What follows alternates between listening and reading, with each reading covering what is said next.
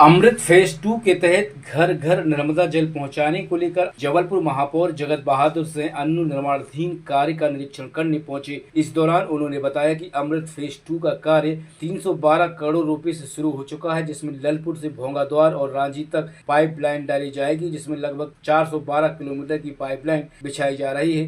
वहीं नर्मदा जल को घर घर पहुँचाने के लिए लगभग 18 टंकियों का निर्माण कराया जाएगा। महापौर जगत बहादुर सिंह अन्नू ने कहा कि और भी टीम बढ़ाने की बात कही गई है, साथ ही कार्य में तेजी लाने की बात कही गई है। जल्द ही फेज 2 अमृत का कार्य कंप्लीट हो जाएगा और लोगों को घर घर नर्मदा का जल पहुंचाया जाएगा।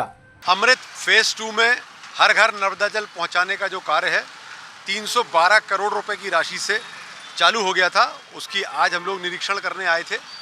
यह देखने की कार्य कितना तेजी से प्रगति पर है, संतोषजनक काम चल रहा है।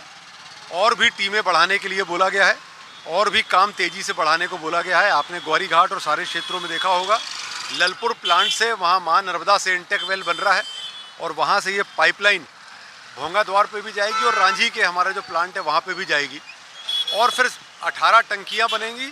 475 किलोमीटर की पाइपलाइन का विस्तार होगा।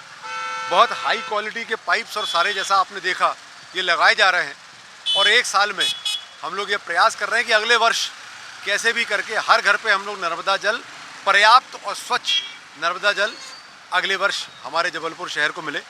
आज भी जो पानी व्यवस्था है वो दूसरे शहरों से बहुत बेहतर है, लेकिन हम लोग माँ नर्मदा की गोद में हैं, इसलिए जो 35 से 40% घरों में जब मैं महापौर बना था तो माँ नर्मदा का जल नहीं जाता था। तभी ये तय किया था कि हर घर में नर्मदा जल जबलपुर शहर में जाना चाहिए।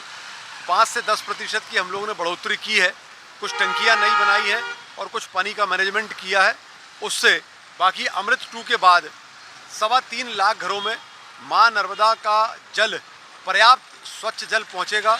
आप देख सकते हैं प्रगति से बहुत तेज़ी से काम चल रहा है और आगे और तेज़ी से काम चले, इसके लिए आज निरीक्षण किया और अधिकारियों को निर्देशित किया गया है।